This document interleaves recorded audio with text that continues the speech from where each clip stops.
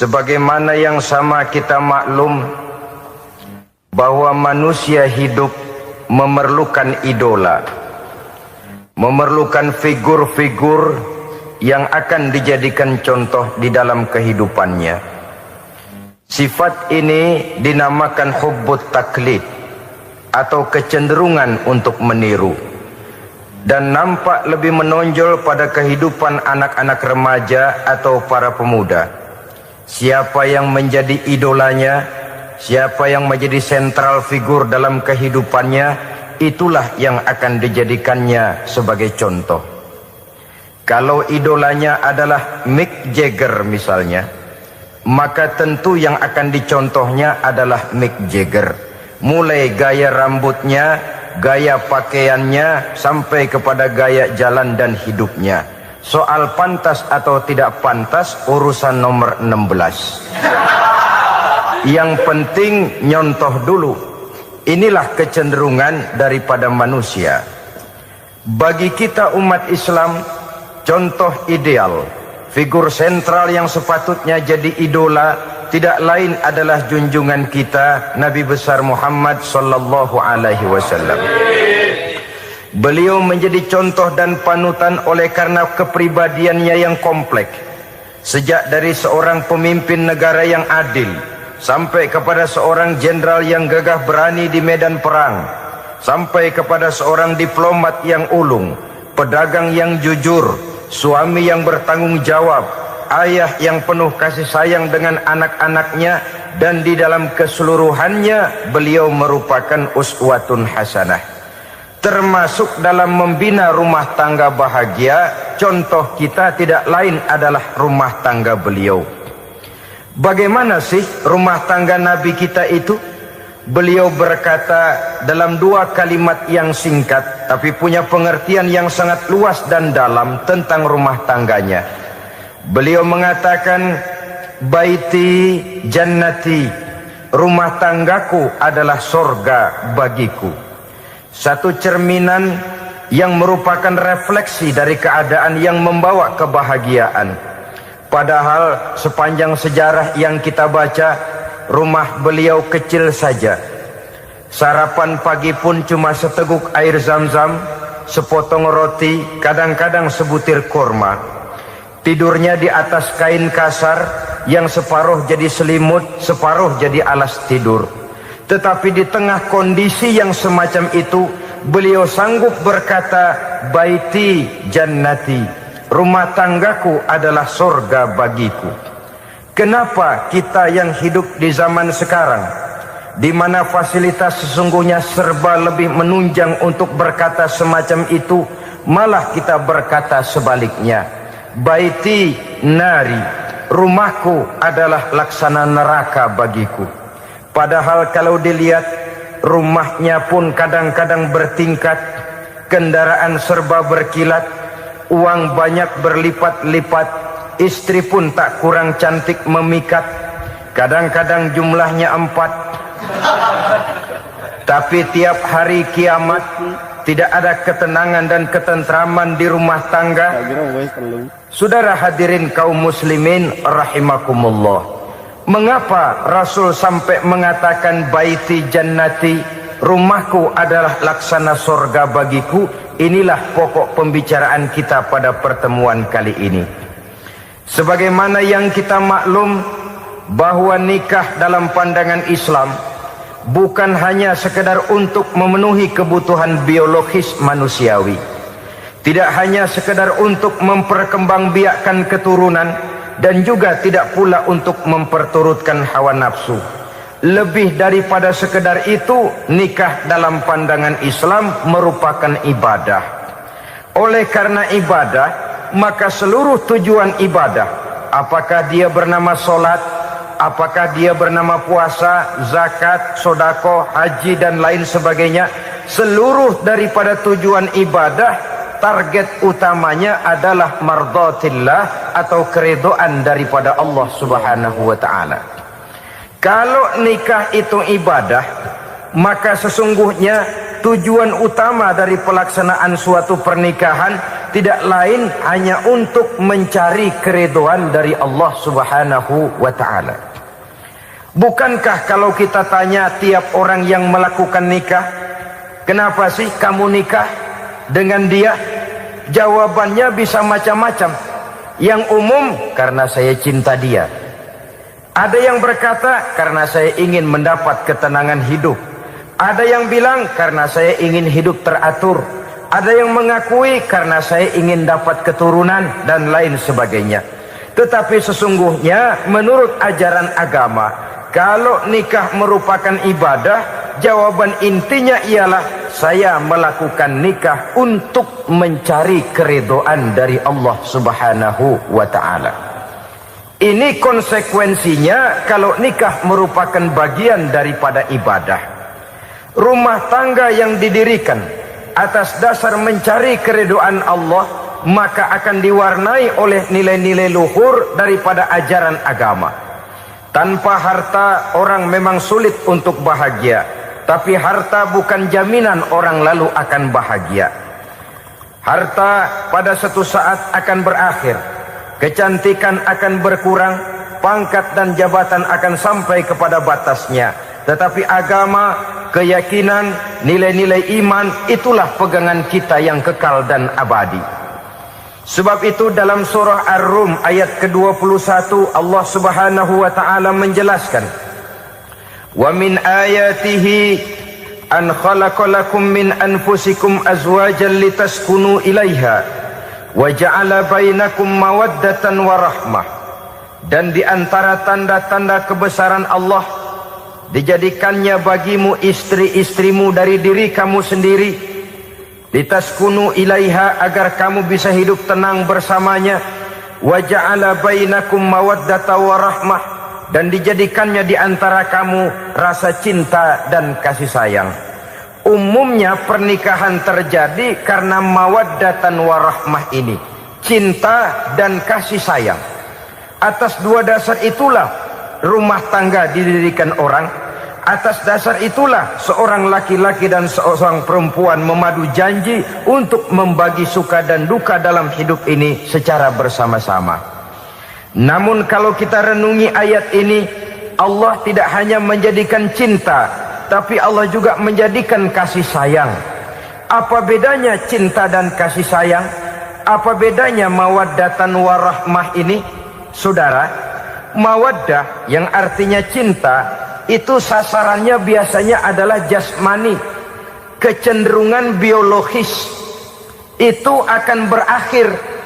Orang yang mendirikan rumah tangga cuma karena kecenderungan biologis, cuma karena rasa cinta semata-mata, cinta biasanya terkait kepada keindahan. Betul apa benar? Biasanya orang mudah jatuh cinta kepada sesuatu yang punya nilai keindahan. Makanya anak muda jarang yang jatuh cinta sama nenek-nenek. Cinta selalu memandang segi keindahannya. Ini yang namanya mawaddah. Allah tidak mengingkari itu, silakan.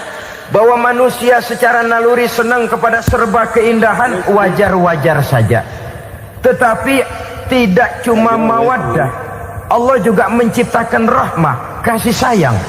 Mawaddah mungkin ada akhirnya, tapi rahmah tidak akan pernah ada akhirnya. Kalau mawaddah adalah berkecenderungan kepada biologis, jasmaniah, maka rahmah kecenderungan kepada nilai-nilai rohani, kepribadian, kejiwaan, dan lain sebagainya. Dikala pernikahan di bawah umur 40 tahun, mungkin masih banyak mawaddahnya, rasa cintanya.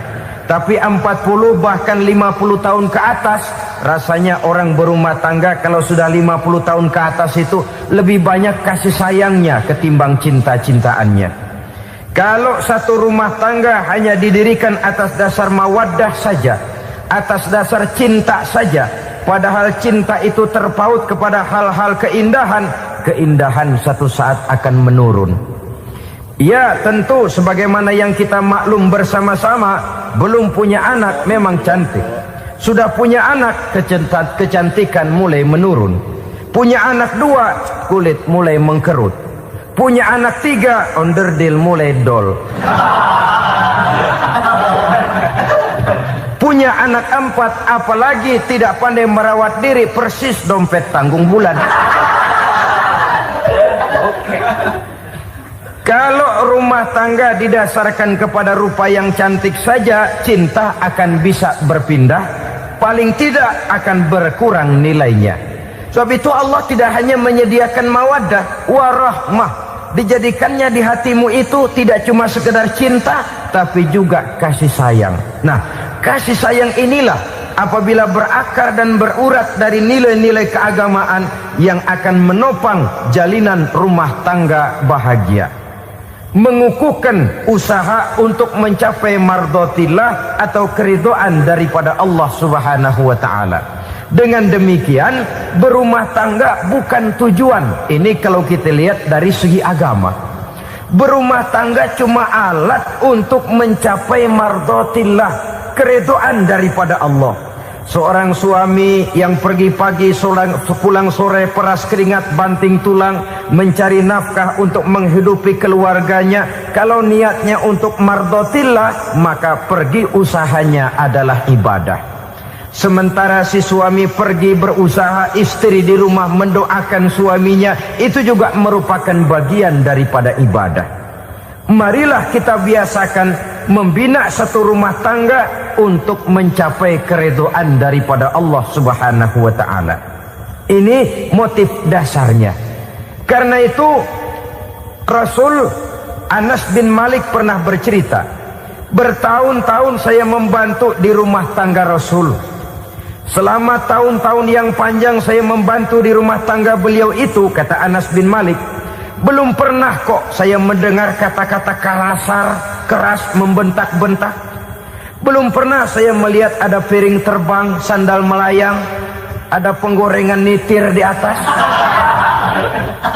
Belum pernah, padahal tahun-tahun yang panjang sudah saya lalui. Itu rumah tangga Rasul. Istrinya lebih dari 1, tapi tenang, ayem, adem. Walaupun gosip selalu ada. Ini loh ya, namanya hidup berumah tangga. Jangankan rumah tangga kita manusia biasa, rumah tangga Rasul pun tidak luput dari gosip yang kita kenal dengan hadisul ifki itu. Itu sampai tercatat dalam sejarah. Tetapi yang jelas, dengan istri yang lebih dari 1, rumah tangganya tenang, tentram, adem. Kita di rumah tangga istri 1, seminggu 7 hari, berantemnya 6 hari. Cuma 1 hari gencatan senjata. Saudara hadirin yang saya muliakan, kalau tujuan rumah tangga adalah mardhatillah, apa ciri dari suami istri yang menegakkan rumah tangga untuk mencapai ridho Allah itu? Pertama, sepasang suami istri yang membina rumah tangga semata-mata untuk mencapai keridhaan Allah, cirinya yang pertama, bersyukur apabila beroleh nikmat. Ini ciri yang pertama. Bersyukur kepada Allah, kepada sesama berterima kasih. Suami berterima kasih kepada istri, bertahun-tahun didampingi hidupnya, dicucinya pakaiannya, dimasaknya makanannya. Tidak istri mengeluh walau hidup lebih banyak kurangnya daripada cukupnya. Suami pandai berterima kasih kepada istrinya. Sementara istri pun bisa berterima kasih kepada suaminya. Bertahun-tahun suami peras keringat, banting tulang mencari nafkah, menjadi palang dada terdepan apabila ada masalah-masalah yang besar. Kedua-duanya lalu punya timbangan. Nah inilah ya, saya pesan kepada suami, kepada para suami, kepada para istri, supaya di rumah ada timbangan. Perlunya apa? Kalau pada satu saat istri kita salah, suami cepat-cepat ambil timbangan, lalu ditimbang mana yang lebih berat, salahnya atau dosanya, benarnya atau kesalahannya. Ini istri saya jasanya begini, begini, begini, lalu jasanya begini-begini, salahnya ini, mana yang lebih besar, jasanya atau salahnya? Dengan adanya timbangan, maka keputusan akan objektif. Tapi kalau timbangannya emosi, salah sedikit saja sudah main bentak, main usir, akhirnya keputusan akan mendatangkan kerugian. Sebaliknya, kalau suami yang salah, istri ambil timbangan, ditimbang mana lebih besar, jasanya atau salahnya. Jangan sampai nanti terjadi pepatah, panas setahun habis dihapus oleh hujan satu hari. Jasa istri yang puluhan tahun hapus oleh kesalahannya yang sedikit, atau jasa suami yang bertahun-tahun hapus oleh kesalahannya yang sebenarnya tidak seberapa. Akibat apa itu terjadi? Karena tidak adanya timbangan. Dari rasa bersyukur dan dari rasa berterima kasih ini, saudara-saudara, akan timbullah sifat saling menghargai. Suami menghargai istri, istri pun menghargai suami. Istiqomah, dikasih uang 5.000 senyum, dikasih uang 500 senyum. Itu namanya istri yang pandai bersyukur. Kalau tidak, 5.000 nyengir, 500 manyun. Tahu manyun? Kayak bemok nyari setoran, monyong saja. Ada sikap istiqomah di dalam membina kehidupan berumah tangga ini. Lalu mengerti posisi suami, ini termasuk tanda berterima kasih. Suami saya itu kerjanya apa, golongannya apa, gajinya sebulan berapa. Atas dasar itu, lalu istri menjadi istri yang tahu diri. Walaupun suami harus menyenangkan istri, istri pun hendaknya nimbang, tahu batas kemampuan suami. Kemauan mungkin tidak terbatas, tapi kemampuan sangat terbatas. Kalau suami pegawai kecil, ya mintalah yang kecil-kecil. Kalau suami pegawai rendah, mintalah yang sesuai dengan kemampuannya. Jangan suami gajinya cuma 50.000 sebulan, istri menuntut minta dibeliin gelang yang kayak pelek beca. Tentu sudah overacting namanya. Saudara hadirin yang saya muliakan, kunci awalnya bersyukur kepada Allah. Kalau sudah bisa berterima kasih kepada manusia, hati ini akan mudah bersyukur kepada Allah. Rumah tangga yang pandai bersyukur, berapapun kecilnya nikmat, bukan kecilnya yang dia lihat, tapi karunia Allah yang dinilai. Sehingga dari rasa berterima kasih kepada manusia akan timbullah rasa syukur kehadirat Allah Subhanahu wa ta'ala. Itu yang sering diistilahkan orang, kalau dia punya mobil, dia berkata alhamdulillah kita punya mobil, tetangga kita cuman punya motor. Kalau dia punya motor, syukur kita punya motor, tetangga kita cuman punya sepeda, kemana-mana kekejek melulu. Kalau dia punya sepeda, alhamdulillah punya sepeda, tetangga kita sebelah nggak punya apa-apa, kemana jalan kaki saja. Kalau dia jalan kaki, alhamdulillah kita masih bisa jalan. Tetangga kita sebelah lumpuh bertahun-tahun nggak kemana-mana. Kalau dia lumpuh, alhamdulillah kita masih hidup. Tetangga kita kemarin mati nggak balik lagi.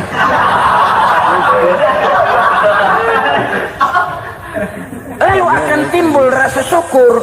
Tapi kalau sudah lumpuh ngelihat yang bisa jalan ngelihat yang naik sepeda, yang punya sepeda lihat yang punya motor lihat yang punya mobil lihat yang punya pesawat. Kapanlah kita ini pandai bersyukur? Sebab kesenangan seperti pelangi, tidak pernah di atas kepala kita, selalu kelihatannya di atas kepala orang lain. Sehingga kalau ngobrol orang sering bilang, lu sih enak lo gue lihat, gue keblangsak amat nih ya. Setiap orang ngomong kepada kita begitu nadanya. Kita yang dilihat enak, sementara kita melihat orang lain enak. Tukang tahu melihat tukang tempe enak, tukang tempe melihat tukang tuak enak, tukang tuak bilang tukang sirsak enak. Enak itu seperti pelangi. Namun kalau kita mau merenungi, tidak pernah Allah berhenti memberikan nikmat kepada kita. Sejak kita bangun tidur, sampai kita tidur kembali, bahkan tidur itu sendiri seluruhnya tidak pernah putus dari nikmat Allah. Bahagia ada di gubuk reot, bahagia ada di rumah mewah, bahagia ada di hati kopral, bahagia ada di hati jenderal, di gunung dan di kota, di hutan belantara dan di desa, di keheningan malam atau di keramaian siang. Kalau kita mau mencari, bahagia selalu ada. Tapi hati yang tidak pandai bersyukur, bagaimanapun banyak kebahagiaan yang meliputi hidupnya, dia tidak akan pernah pandai mensyukurinya. Maka berterima kasihlah kepada istri, berterima kasihlah kepada suami, bersyukurlah kehadirat Allah Subhanahu wa ta'ala.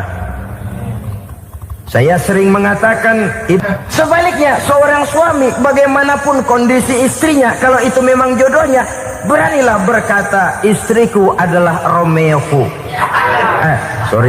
istriku adalah Julietku, atau istriku adalah Sri Kandiku. Biarin pengkor ya pengkor, nggak ada urusan.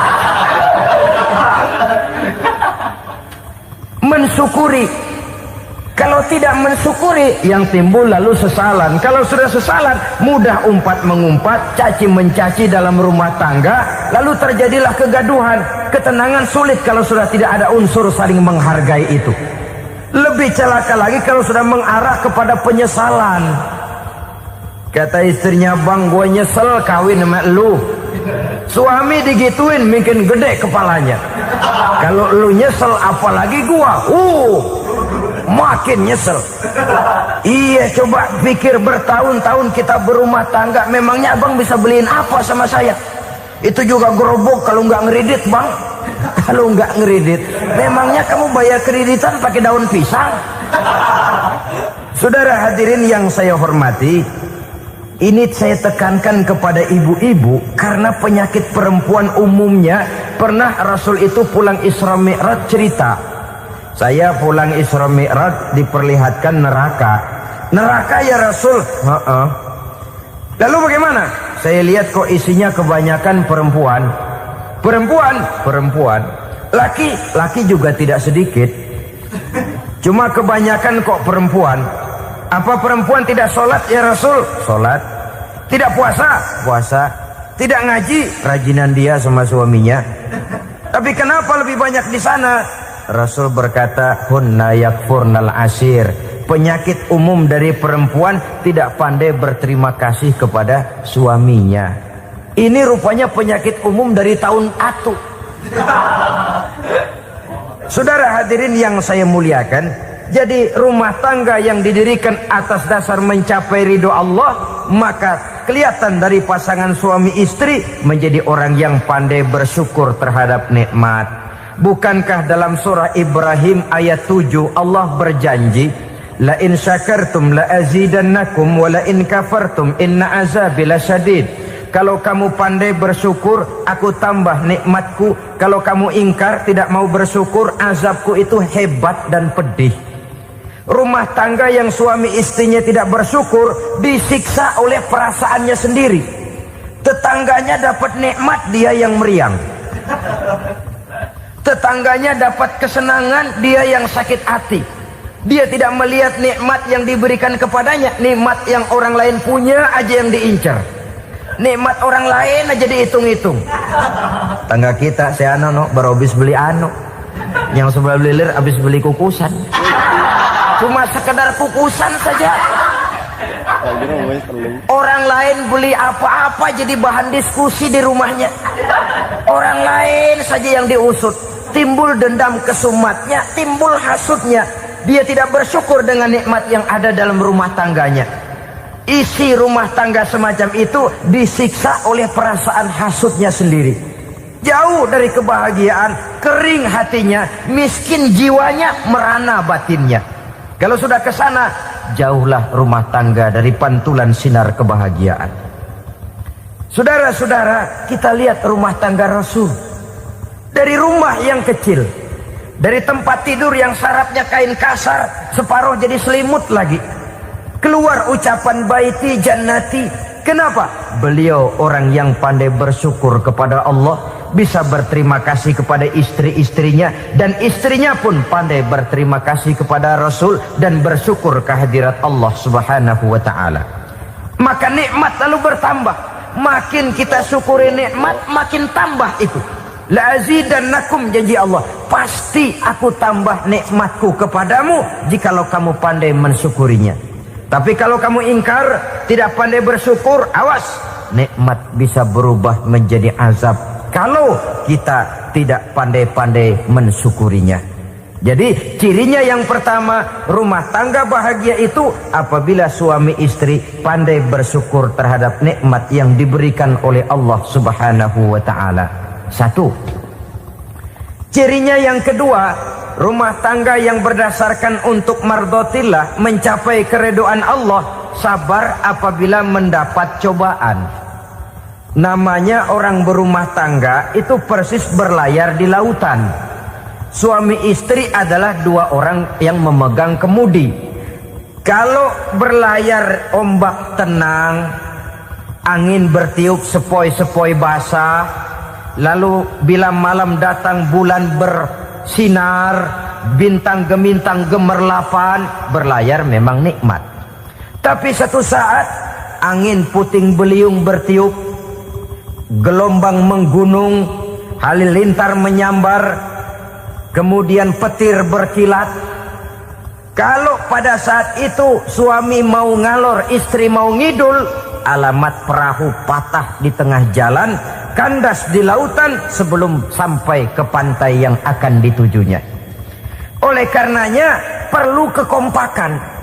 Maka sejak awal seharusnya dalam akan membina rumah tangga yang bahagia itu lebih baik bicara yang pahit-pahit saja, supaya terjadi kesamaan langkah apabila menghadapi kesulitan dan cobaan. Sabar apabila mendapat cobaan. Rumah tangga seperti kapal di lautan tadi tidak akan sunyi dari hantaman gelombang, tidak akan sepi dari tiupan angin topan, dari kilatan petir, dari sambaran halilintar. Baik suami, baik istri harus sabar menghadapi kesulitan. Kadang kesulitan dari segi ekonomi, kadang kesulitan dari segi mengarahkan dan mendidik anak-anak, kadang kesulitan karena banyak orang yang hasut dengan kita, kadang kesulitan berbagai macam lah yang menyebabkan kesulitan. Rumah tangga yang bertujuan mencapai ridho Allah sabar menghadapi segala macam kesulitan. Saudara-saudara kaum muslimin rahimakumullah, kesulitan adalah bagian daripada perjalanan hidup. Siapa orangnya yang tidak pernah menemukan kesulitan dalam kehidupan? Rasanya hampir tidak ada.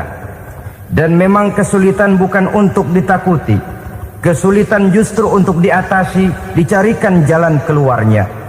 Begitulah suami istri yang bertujuan mencari ridho Allah. Manakala suami berada dalam kesulitan, istri mencarikan jalan keluar atau berusaha memberikan jalan keluar. Sebaliknya, manakala istri dalam kesulitan, suami bisa mencarikan jalan keluarnya. Sabar dalam menghadapi segala macam kesulitan. Dalam surah Luqman ayat 17, Allah Subhanahu wa taala berfirman, "Wasbir 'ala ma asabak, inna dzalika min azmil umur." Dan bersabarlah terhadap apapun yang menimpa kamu. Bersabarlah terhadap segala kesulitan yang kamu hadapi, karena sesungguhnya yang demikian itu merupakan sebagian dari perkara-perkara yang telah ditetapkan oleh Allah Subhanahu wa taala. Saudara-saudara kaum muslimin yang berbahagia, kunci sabar sesungguhnya terletak pada keyakinan bahwa segala sesuatu berasal dari Allah dan segalanya akan kembali kepada Allah Subhanahu wa taala. Rumah tangga yang sabar di dalam menghadapi kesulitan-kesulitan biasanya akan lebih mudah mencari jalan keluar.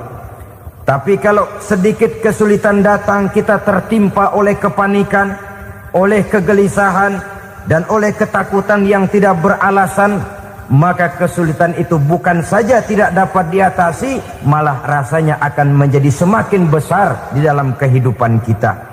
Tidak ada rumah tangga yang tidak pernah berhadapan dengan kesulitan. bagaimanapun besarnya rumah tangga itu. Itulah sebabnya kita memerlukan orang lain. Hidup berumah tangga itu seperti orang punya mata. Kalau mata kita kelilipan, kalau mata orang lain kelilipan, gampang kita tiup. Tapi kalau mata kita sendiri yang kena kelilipan, tentu kita memerlukan orang lain untuk meniupnya. Oleh karenanya, suami istri harus saling mencarikan jalan keluarnya. Walaupun kerjanya berbeda, suaminya pergi mencari nafkah, istrinya berdoa di rumah. Kalau perlu melakukan sholat duha, mendoakan agar usaha suaminya dimudahkan, dan begitu selanjutnya. Sehingga dengan adanya kebersamaan, walaupun tidak selalu bersama-sama, maka masing-masing melaksanakan tugas dengan tenang dan merasa yang satu berbuat untuk kepentingan yang lain. Inilah cirinya yang kedua, sabar bila mendapat dan berhadapan dengan segala macam kesulitan. Kadang orang mendapat kesulitan itu berkeluh kesah. Bukan berkeluh kesah, tapi mencari jalan keluar dan mengambil hikmah yang ada di dalamnya apa. Karena bukan kemudahan, kesulitan yang membuat orang dewasa. Bukan kemudahan, tapi kesulitan yang membuat orang berpikir dinamis, kreatif. Kalau seluruh jalan yang kita tempuh mudah saja, gampang saja, rasanya monoton kita ini. Kehilangan dinamika dalam perjuangan. Kesulitan yang membuat orang matang, kesulitan yang menempa kepribadian untuk lebih dewasa menghadapi bahtera kehidupan, membuat pandangan makin arif, wawasan makin luas, dan analisa semakin tajam. Sama saja dalam hidup. Sesungguhnya pujian sering menjadi racun, dan caci maki kalau kita tanggapi secara positif sering membuat kita makin dewasa. Jarang orang berpikir kalau dipuji, tapi baru dia merenung dan mencari diri setelah dicaci maki dan dikritik habis-habisan. Walaupun watak umum manusia senang dipuji, marah kalau dicaci maki. Biasanya kalau ketemu cewek cakep kita bilang, "Kamu cakep deh." Dia paling bilang, "Ah, abang bisa aja." Walaupun dia bilang, "Ah, abang bisa aja," hidungnya mah tetap mekar. Senang kalau dipuji, itu kecenderungan manusia. Marah kalau dicaci maki, marah kalau dikritik. Tapi sesungguhnya pujian sering jadi racun, caci maki sering jadi obat. Orang takut minum obat karena pahitnya, padahal efeknya itu akan lebih memberikan kesehatan kepadanya. Orang takut menghadapi kritik, orang takut dan tidak ingin dicaci maki, padahal itulah yang sesungguhnya menjadi cambuk kalau tidak dia salah tanggap, menjadi sugesti yang mendorong dia lebih maju lagi. Karena memang bukan pujian, tapi caci maki dan kritik yang membuat kita makin berpikir tajam. Jadi rumah tangga yang berhadapan dengan kesulitan demi kesulitan, biasanya kalau ditanggapi dengan sabar akan makin mengokohkan fondasi rumah tangga itu sendiri. Tapi kalau kesulitan dihadapi dengan tidak sabar, lalu mencari jalan pintas, kesulitan ekonomi, kebetulan istrinya cakep, istrinya disuruh ngojek. Dah lo ngojek aja deh, gua nungguin setoran dah. Suami tapak di rumah. Saudara hadirin yang saya muliakan, buat sepintas memang mendatangkan materi itu, mengatasi kesulitan ekonomi. Tapi apakah bahagia? Walaupun rumah bisa jadi besar, perabotan bisa serba lebih lengkap dan ada, tapi apakah semuanya mendatangkan bahagia? Sementara suami kehilangan rasa cemburunya, dan dalam agama itu disebut dayus. Dayus, suami yang tidak punya rasa cemburu kepada istrinya. Dan orang dayus kayak begitu, haram mendapat bau sorga. Bau sorga saja tidak dapat, apalagi masuk ke dalamnya. Ya tapi juga jangan lantas mentang-mentang harus cemburu sama istri, overacting. Suaminya nawar sayuran, laki pulang ngomel, "Lu pacaran ya sama tukang sayur?" Itu juga over, saudara-saudara. Kesulitan ekonomi diatasi dengan sabar. Sabar dalam arti berusaha dengan tidak mengambil jalan pintas, berusaha tetap berada di jalan yang diridhoi oleh Allah. Ini yang jadi problema ini rumah tangga sekarang ini, kesulitan ekonomi, di mana lapangan kerja sulit, di mana persaingan hidup tajam, sedangkan kita hidup ingin seperti orang lain. Kita mudah gelap mata, mudah picik pandangan, mudah sulit pertimbangan, lalu mengambil jalan pintas. Kadang menjual akidah, menjual keimanan. Kebetulan penderingan kering, ada yang nawarin beras 3 liter sama Supermi 2 bungkus. Hari Minggu diajak ke gereja mau. Itu iman kena beras 3 liter telap. Kesulitan ekonomi, saudara-saudara, sehingga Imam Ali pernah berkata, kadal fakru ayyakuna kufron. Kemiskinan memang mudah membawa orang kepada kekafiran, kepada perbuatan-perbuatan yang bisa mengundang kekafiran. Oleh karena itu dalam tamsil lain beliau berkata, kalau ada ular dan ada kemiskinan, kemiskinan yang saya getok lebih dulu, kemiskinan yang saya bunuh lebih dahulu. Karena kemiskinan mudah membawa orang kepada kekufuran. Bagaimanapun sulitnya ekonomi yang dihadapi dalam rumah tangga, percayalah satu saat jalan keluarnya mesti ada. Mesti ada. Jangan sampai mengambil jalan pintas yang membuat kita keluar dari jalan yang ditinjau dari segi kemasyarakatan pun mendatangkan aib, ditinjau dari kehormatan berkeluarga pun mendatangkan nista, ditinjau dari segi ekonomi pun barangkali tidak akan mendatangkan kelimpahan materi. Jalan pintas pada umumnya, saudara-saudara, hanya memberikan kenikmatan yang sekejap. Dan apalah itu artinya kalau harus mengorbankan kesenangan yang abadi dan kekal. Kadang-kadang mengorbankan anaknya sendiri, anaknya dikomersilkan. Pokoknya siapa yang nyamper lu berangkat aja dah. Asal pulang nenteng pisang sama jeruk sebongsang, orang tua udah anteng aja udah. Saudara hadirin yang saya muliakan, setiap kita selalu berhadapan dengan kesulitan. Karena itu rumah tangga yang bertujuan mencapai mardhatillah, mereka sabar dalam menghadapi kesulitan.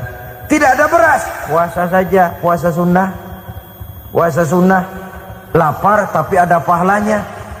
Daripada tidak puasa lalu ngegerundel, brengsek Tuhan, gue sembahyang melulu lapar juga. Sudah lapar tidak berpahala. Bukankah Rasulullah sendiri kalau pulang ke rumah Aisyah lalu berkata, ya Humairah, ada makanan hari ini?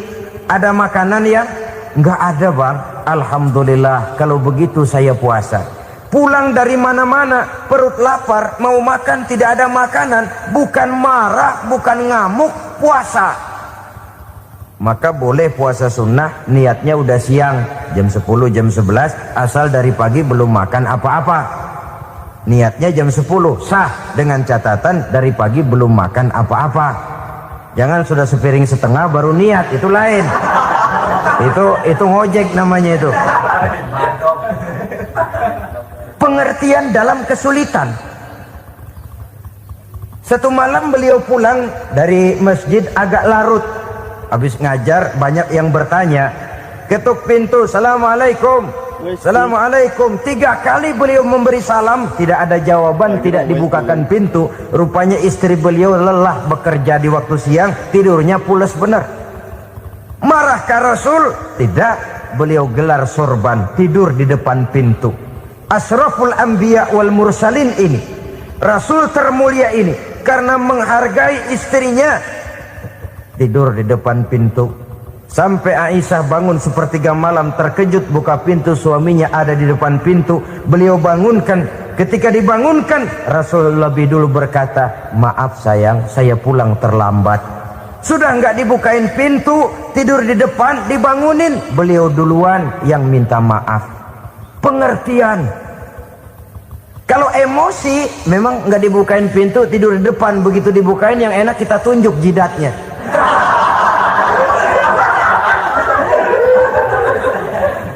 Saudara hadirin yang saya muliakan, kesulitan di dalam kehidupan merupakan bagian daripada kehidupan.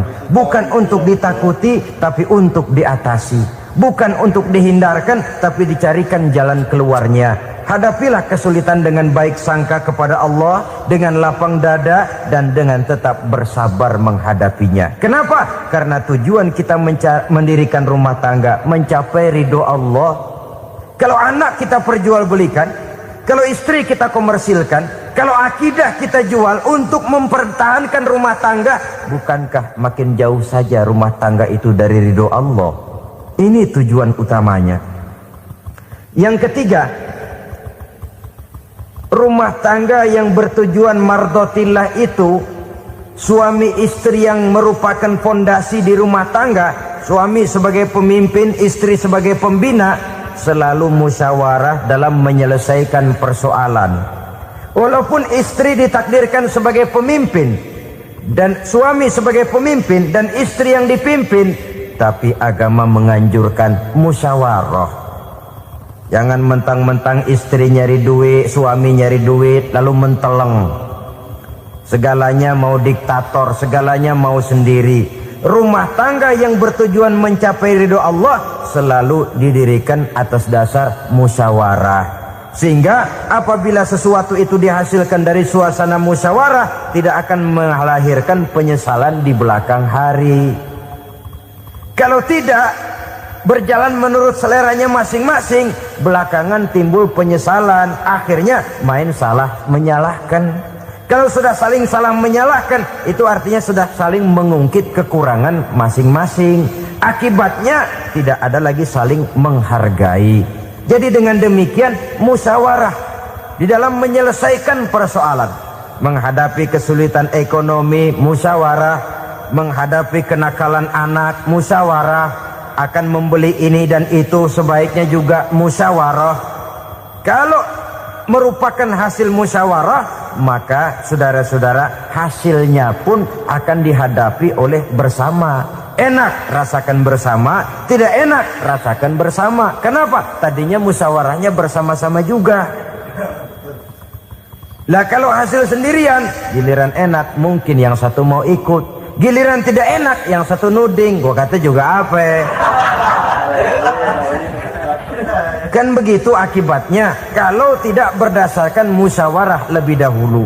Maka insya Allah hasil musyawarah ini setidaknya tidak akan mendatangkan sesalan di belakang hari nantinya.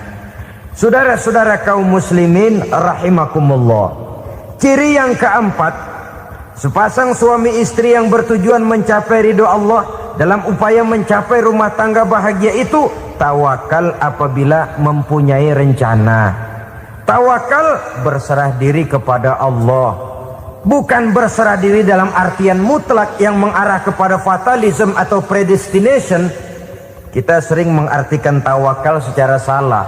Belum apa-apa sudah menyerahkan diri kepada Allah.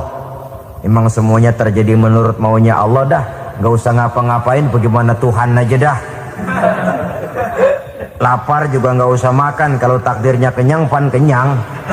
Ya udah lapar terus kita. Makan dulu, perkara nanti kenyang apa tidak, itu baru tawakal. Kalau sakit ke dokter, soal sembuh atau tidak, baru tawakal. Artinya usaha itu ada. Setelah suami berusaha, istri berusaha, selebihnya tawakal. Apa perlunya tawakal? Apabila berhasil tidak lupa daratan, apabila berhasil tidak lupa diri, apabila gagal tidak putus asa. Sehingga dengan demikian dari tawakal ini lahirlah pondasi yang kokoh membina rumah tangga yang bahagia dalam upaya mencapai keridhaan daripada Allah Subhanahu wa taala. Apapun yang kita laksanakan di rumah tangga, tujuan intinya tetap untuk mencapai keridhaan Allah. Beli kendaraan untuk mencapai ridho Allah, lalu dipakai ngaji, dipakai ke masjid dan sebagainya. Beli peralatan rumah tangga untuk mencapai ridho Allah. Mendidik anak untuk mencapai ridho Allah. Membantu keluarga untuk mencapai ridho Allah. Dan begitu selanjutnya. Tawakal apabila mempunyai rencana. Kemudian cirinya yang kelima, suami istri yang bertujuan mencapai ridho Allah selalu mempererat silaturahmi. Sebab seperti sudah saya sampaikan pada pertemuan terdahulu, dalam berumah tangga itu ada orang tua, ada mertua. Itu cuma perbedaan istilah, tapi hakikatnya adalah sama. Jangan karena perbedaan istilah lalu menyebabkan kita berbeda sikap.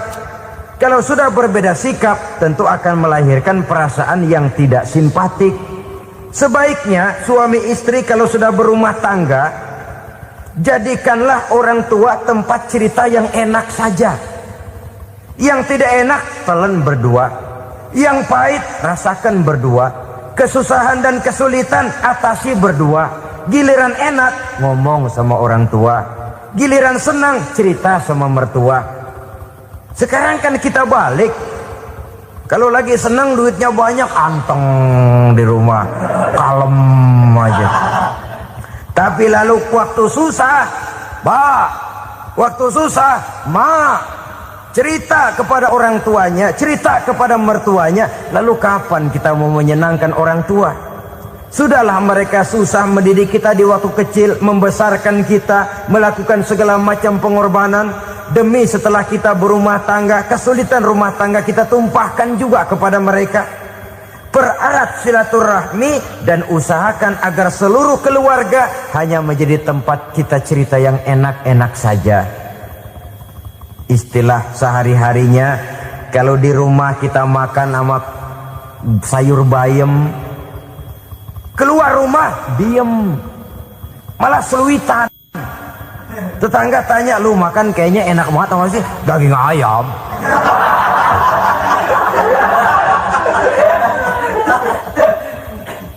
Lalu tetangga kan akan berbisik, itu makannya tuh orang enak bener ya rumah tangganya, tiap hari makan sama daging ayam. Biarlah paling kurang itu jadi doa, daripada kita makan sama kangkung lalu ribut ngomel di mana-mana. Gua kesel banget sama bini gua. Di warung ceritanya lagi. Kenapa? Saban sari gue direbusin kangkung mulu. Brengsek. Di warung cerita ada RT, ada RW. Gara-gara makan sama kangkung se-RT tahu. Akhirnya mungkin kalau kita berangkat orang hitung dari jauhan. Lihat, kangkung liwat gitu.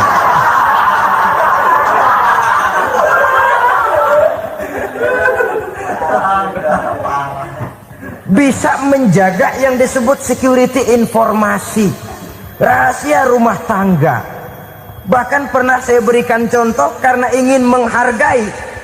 Suami beliin kain batik buat istrinya. Istri tahu begitu sepintas, nih kain jelek nih.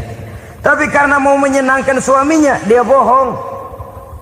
Bagaimana bu, kain yang bapak beliin? Aduh bagus bener pak, bagus sekali itu kain. Warnanya pak emang yang model begitu tuh. Tetangga kita mana ada yang pakai kain begitu pak? Ya emang nggak ada, jelek. Menghargai. Sebab kalau waktu itu si istri jujur, yang timbul sakit hati suami. Bagaimana bu kain yang saya beliin? Goblok lo. Kain begitu dibeliin di pasar juga banyak 1.400, campur odol lagi. Sudahlah suami punya niat baik, sampai rumah digoblok-goblokin, tidak ada lagi rasa saling menghargainya. Begitu pentingnya mempererat silaturahmi ini, sampai Nabi berpesan, isnani la yanzurullahu ilaihima yaumal qiyamah qati'ur rahim wa jarus su'. Ada dua golongan manusia yang di akhirat nanti tidak akan dilihat oleh Allah, tidak akan diopeni oleh Allah, didiemin aja. Siapa mereka? Pertama, orang yang suka memutuskan silaturahmi. Yang kedua, tetangga yang jahat dengan tetangganya. Dua golongan manusia ini, pemutus silaturahmi, kemudian juga tetangga yang jahat dengan tetangganya, ini tidak akan dipandang oleh Allah di hari akhirat nanti. Jadi pererat silaturahmi. Sebab kita ini zon politikan, makhluk yang bermasyarakat, yang tidak bisa hidup sendirian. Setiap kita memerlukan orang lain. Kita disebut kaya karena ada yang miskin. Kita disebut alim karena ada yang awam. Kita disebut berkuasa karena ada rakyat jelata. Tanpa rakyat tidak ada penguasa. Tanpa yang miskin tidak ada orang kaya. Kalau tidak ada yang jelek, siapa yang bilang cakep? Karena ngimbangi. Saudara hadirin, atas dasar ini mestinya kita selalu bersyukur dalam segala posisi. Tidak lalu salah terima kepada karunia yang diberikan Allah kepada kita. Saudara hadirin yang saya hormati, pererat silaturahmi, jadikan orang-orang tua kita tempat kita cerita yang enak-enak saja. Yang tidak enak, telan sendiri, usahakan sendiri, carikan jalan keluarnya sendiri. Setidaknya ya diam sajalah. Kalau belum bisa membalas budi baik orang tua, setidaknya jangan menyakiti hati orang tua kita. Sudah lelah dan payah dia mengasuh kita, membesarkan kita, merawat kita. Demi setelah kita berumah tangga, seluruh kesulitan kita bawa lagi kepadanya. Karena itu buat para istri juga ini perhatian. Kalau dimarahi suami, jangan cepat-cepat pulang ke rumah orang tuanya. Nggak boleh diomelin dikit, main buntal aja. Gua pulang dah. Pulang. Sampai sana cerita habis-habisan, dikucek kejelekan suaminya. Nanti 2-3 hari balik aja lagi. Kan nggak lucu jadinya. Saudara hadirin, begitu juga suami. Mencaci maki habis istrinya, 2-3 hari baik aja lagi. Konyol, istrinya sudah dicaci maki habis-habisan, dijeleki leluhur-leluhurnya, 2-3 hari baik lagi. Mesraan lagi. Kata bininya dalam hati, gua lu jelekin juga, lu pakai juga, payah.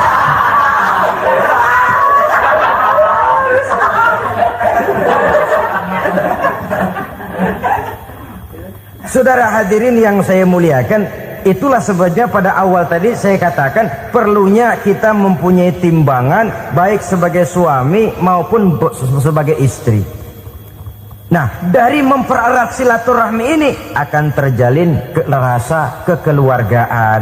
Maka tradisi arisan keluarga itu bagus sesungguhnya untuk mempererat silaturahmi. Cuma celakanya bukan silaturahmi yang jadi tujuan, arisannya itu yang jadi tujuan. Akibatnya apa? Kalau belum narik mah semangat banget datang dah. Begitu udah narik aja udahan. Itu celakanya.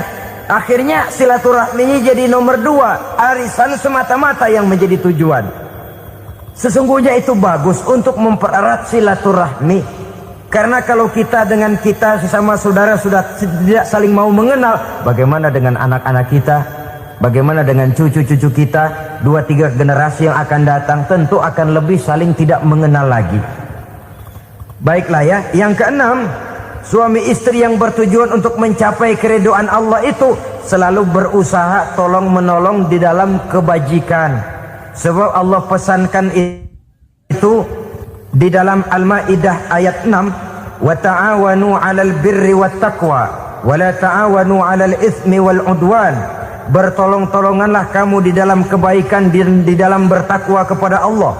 Jangan bertolong-tolongan di dalam maksiat, di dalam dosa, dan di dalam usaha yang menimbulkan permusuhan. Kalau suami marah kepada seseorang, istri jangan ngipasin. Oh bang, yang begitu mah dibayain tuman. Udah habisin aja dah. Anak-anaknya marahin sekalian. Ngipasin. Istri kesel sama tetangganya, suami ngipasin. Emang tuh tetangga kita, hahu. Habis orang dikipasin. Ta'awanu 'alal birri wat taqwa, bertolong-tolonganlah di dalam kebaikan. Istri malas ngaji, suami mendorong, memberikan sugesti. Suami malas berusaha, istri memberikan sugesti. Saling tolong menolong di dalam kebaikan dan takwa, dan jangan tolong menolong dalam dosa dan permusuhan. Kata suami, Bu, daripada kita melarat terus hidup, kita piara tuyul yuk.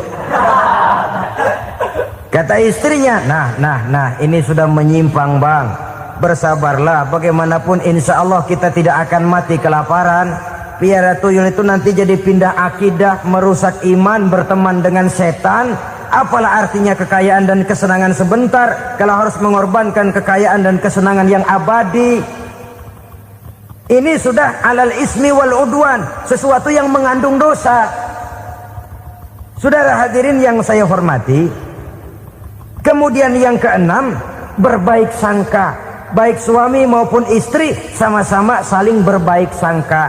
Suami melepas istri, istri melepas suami dengan hati yang ikhlas. Suami meninggalkan istri di rumah dengan jiwa yang bersih dan rasa yang aman. Ada rasa baik sangka, dan ini modal dasar. Kalau sudah dilandasi oleh buruk sangka, tentu yang lahir nanti adalah perasaan-perasaan yang tidak baik. Akibatnya sangat tidak menguntungkan. Inilah beberapa ciri dari rumah tangga yang didirikan atas dasar mardotillah, mencapai keridhaan dari Allah. Nanti akan menyusul tujuan berikutnya, diantaranya mendapat keturunan, diantaranya lagi mendatangkan gairah untuk lebih berusaha mencari rezeki karena sudah merasa punya tanggung jawab berupa anak dan istri. Mempererat silaturahmi. Itu cuma tujuan-tujuan sekundernya saja. Tujuan primernya kita melakukan suatu nikah untuk mencapai keridhaan dari Allah Subhanahu wa ta'ala. Silakan punya istri cantik, kaya, tapi tujuan utamanya kita membina rumah tangga untuk mencapai ridho dari Allah. Karena itu dasarnya mawaddatan warahmah. Jangan cuma cinta, tapi juga kasih sayang. Cinta, kecenderungan kepada jasmani akan berakhir, tapi kasih sayang, kecenderungan kepada rohani, makin tua malah makin erat, makin tua malah makin mesra. Sehingga kadang kita menampak kakek-kakek dan nenek-nenek lagunya kayak pengantin baru. Apa cinta-cintaan? Tidak. Bagaimana kakek-kakek sama nenek-nenek harus bilang I love you? Yang masih ada itu waktu itu mawaddah, kasih dan sayang. Itu yang akan kekal, itu yang akan abadi. Tanpa materi orang sulit untuk bahagia, tapi materi semata bukan jaminan orang untuk bahagia. Nah, ciri yang terakhir dari rumah tangga yang bertujuan mencapai ridho Allah, sinar agama kelihatan di dalamnya. Baik suami maupun istri sama-sama orang yang taat melaksanakan ajaran agama. Sebagaimana yang sama kita maklum bahwa manusia hidup memerlukan idola, memerlukan figur-figur yang akan dijadikan contoh di dalam kehidupannya. Sifat ini dinamakan hubbut taklid atau kecenderungan untuk meniru, dan nampak lebih menonjol pada kehidupan anak-anak remaja atau para pemuda. Siapa yang menjadi idolanya, siapa yang menjadi sentral figur dalam kehidupannya, itulah yang akan dijadikannya sebagai contoh. Kalau idolanya adalah Mick Jagger misalnya, maka tentu yang akan dicontohnya adalah Mick Jagger. Mulai gaya rambutnya, gaya pakaiannya, sampai kepada gaya jalan dan hidupnya. Soal pantas atau tidak pantas urusan nomor 16. Yang penting nyontoh dulu. Inilah kecenderungan daripada manusia. Bagi kita umat Islam, contoh ideal, figur sentral yang sepatutnya jadi idola tidak lain adalah junjungan kita Nabi besar Muhammad sallallahu alaihi wasallam. Beliau menjadi contoh dan panutan oleh karena kepribadiannya yang kompleks. Sejak dari seorang pemimpin negara yang adil, sampai kepada seorang jenderal yang gagah berani di medan perang, sampai kepada seorang diplomat yang ulung, pedagang yang jujur, suami yang bertanggung jawab, ayah yang penuh kasih sayang dengan anak-anaknya, dan di dalam keseluruhannya beliau merupakan uswatun hasanah. Termasuk dalam membina rumah tangga bahagia, contoh kita tidak lain adalah rumah tangga beliau. Bagaimana sih rumah tangga Nabi kita itu? Beliau berkata dalam dua kalimat yang singkat, tapi punya pengertian yang sangat luas dan dalam tentang rumah tangganya. Beliau mengatakan, baiti jannati rumah tanggaku adalah sorga bagiku. Satu cerminan yang merupakan refleksi dari keadaan yang membawa kebahagiaan. Padahal sepanjang sejarah yang kita baca, rumah beliau kecil saja. Sarapan pagi pun cuma seteguk air zam-zam, sepotong roti, kadang-kadang sebutir kurma. Tidurnya di atas kain kasar yang separuh jadi selimut, separuh jadi alas tidur. Tetapi di tengah kondisi yang semacam itu, beliau sanggup berkata, baiti jannati, rumah tanggaku adalah surga bagiku. Kenapa kita yang hidup di zaman sekarang, di mana fasilitas sesungguhnya serba lebih menunjang untuk berkata semacam itu, malah kita berkata sebaliknya, baiti nari, rumahku adalah laksana neraka bagiku. Padahal kalau dilihat, rumahnya pun kadang-kadang bertingkat, kendaraan serba berkilat, uang banyak berlipat-lipat, istri pun tak kurang cantik memikat, kadang-kadang jumlahnya 4. Tapi tiap hari kiamat tidak ada ketenangan dan ketentraman di rumah tangga. Saudara hadirin kaum muslimin rahimakumullah, mengapa Rasul sampai mengatakan baiti jannati, rumahku adalah laksana surga bagiku? Inilah pokok pembicaraan kita pada pertemuan kali ini. Sebagaimana yang kita maklum bahwa nikah dalam pandangan Islam bukan hanya sekedar untuk memenuhi kebutuhan biologis manusiawi, tidak hanya sekedar untuk memperkembangbiakkan keturunan, dan juga tidak pula untuk memperturutkan hawa nafsu. Lebih daripada sekedar itu, nikah dalam pandangan Islam merupakan ibadah. Oleh karena ibadah, maka seluruh tujuan ibadah, apakah dia bernama solat, apakah dia bernama puasa, zakat, sodako, haji dan lain sebagainya, seluruh daripada tujuan ibadah, target utamanya adalah mardhatillah atau keridhaan daripada Allah Subhanahu wa taala. Kalau nikah itu ibadah, maka sesungguhnya tujuan utama dari pelaksanaan suatu pernikahan tidak lain hanya untuk mencari keridhaan dari Allah Subhanahu wa taala. Bukankah kalau kita tanya tiap orang yang melakukan nikah, kenapa sih kamu nikah dengan dia? Jawabannya bisa macam-macam. Yang umum, karena saya cinta dia. Ada yang berkata, karena saya ingin mendapat ketenangan hidup. Ada yang bilang, karena saya ingin hidup teratur. Ada yang mengakui, karena saya ingin dapat keturunan dan lain sebagainya.